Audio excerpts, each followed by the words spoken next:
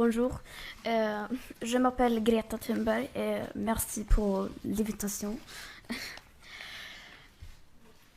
Thank you all for coming here, by the way. I have some good news and some bad news regarding the climate emergency. I will start with the good news. The world, as a small number of people have been saying lately, will not end in 11 years. The bad news, however, is that around the year 2030, if we continue with business as usual, we will likely be in a position where we may pass a number of tipping points, and then we might no longer be able to undo the irreversible climate breakdown. A lot of people, a lot of politicians, business leaders, journalists say they don't agree with what we're saying. They say we children are exaggerating, that we are alarmists. To answer this, I would like to refer to page 108, chapter 2 in the latest IPCC report. There you will find all our opinions summarized, because there you find our remaining carbon dioxide budget. Right there, it says that if we are to have a 67% chance of limiting the global temperature rise to below 1.5 degrees, we had, on January 1st, 2018, 420 gigatons of carbon dioxide left in our CO2 budget. And of course, that number is much lower today. We emit about 42 gigatons of CO2 every year. At current emissions levels, that remaining budget is gone within roughly 8.5 years. These numbers are as real as it gets. Though a great number of scientists suggest that they are too generous, these are the ones that have been accepted by all nations through the IPCC. And not once, not one single time have I heard any politician, journalist, or business leader even mention these numbers. It is almost like you don't even know they exist.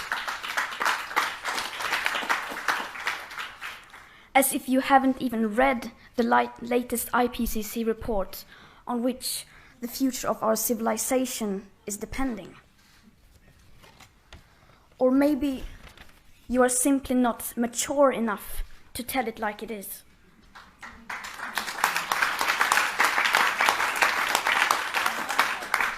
Because even that burden you leave to us children. We become the bad guys who have to tell people these uncomfortable things because no one else wants to or dares to. And just for quoting and acting on these numbers, these scientific facts, we receive unimaginable amounts of hate and threats. We are being mocked and lied about by elected officials, members of parliaments, business leaders, journalists. What I really would like to ask all of those who question our so-called opinions or think that we are extreme, do you have a different budget for at least a reasonable chance of staying below the 1.5 degrees of warming limit? Is there another intergovernmental panel on climate change? Is there a secret Paris Agreement that we don't know about? One, does that not include the aspect of equity?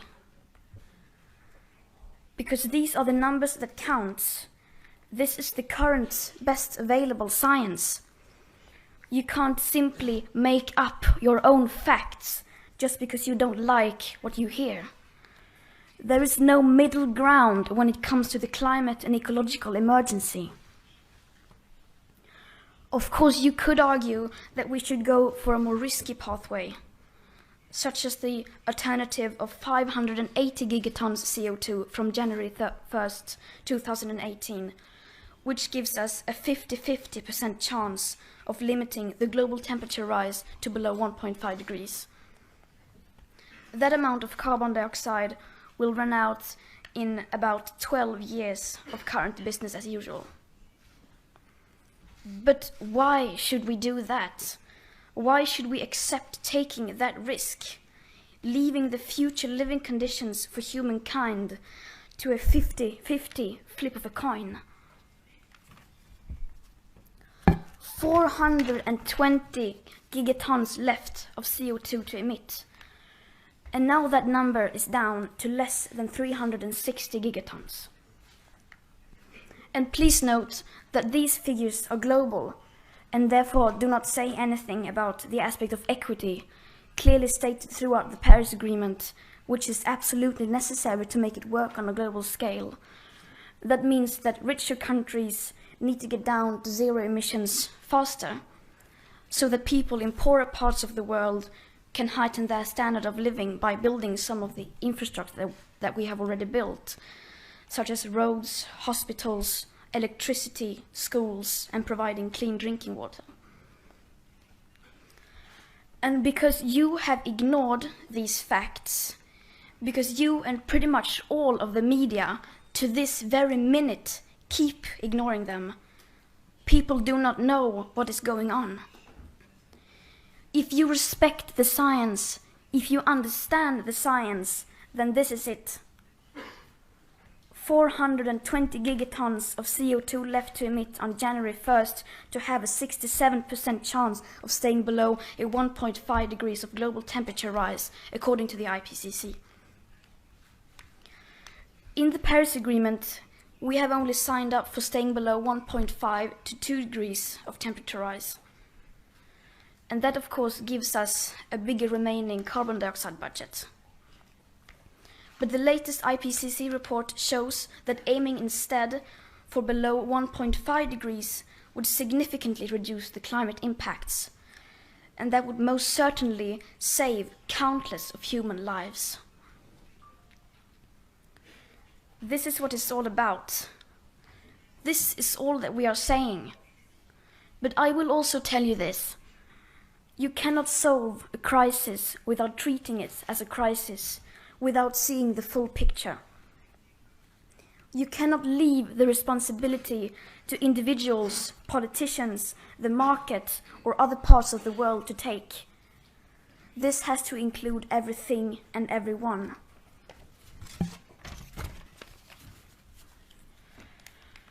Once you realize how painfully small the size of our remaining carbon dioxide budget is, once you realize how fast it is disappearing, once you realize that basically nothing is being done about it, and once you realize that almost no one is even aware of the fact that carbon dioxide budget even exists, then tell me, what exactly do you do?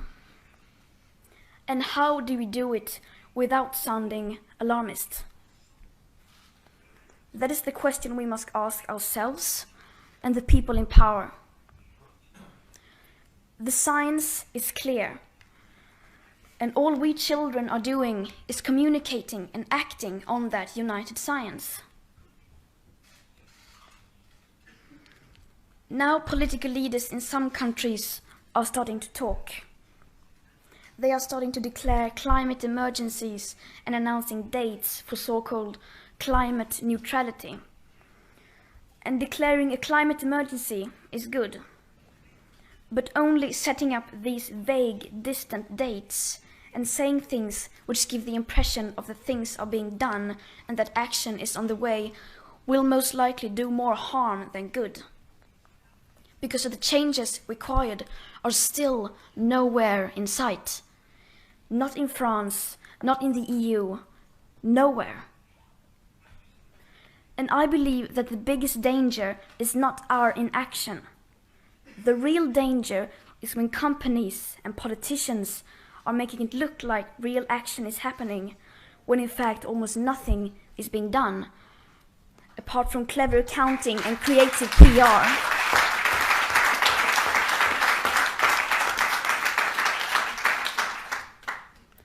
The climate and ecological emergency is right here, right now. But it has only just begun. It will get worse. 420 gigatons of CO2 left to emit on January 1st, 2018 to have a 67% chance of staying below a 1.5 degrees of global temperature rise. And now that figure is already down to less than 360 gigatons. At current emissions levels, that remaining budget is gone within roughly 8.5 years. In fact, since I started this speech, the world has emitted about 800,000 tons of carbon dioxide.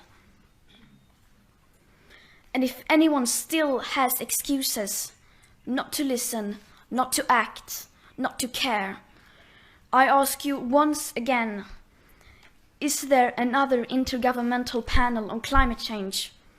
Is there a secret Paris Agreement that we don't know about? One that does not include the aspect of equity? Do you have a different budget for at least a reasonable chance of staying below 1.5 degrees of global temperature rise? Some people have chosen not to come here today. Some people have chosen not to listen to us. And that is fine. We are, after all, just children. You don't have to listen to us. But you do have to listen to the united science, the scientists. And that is all we ask. Just unite behind the science. Merci.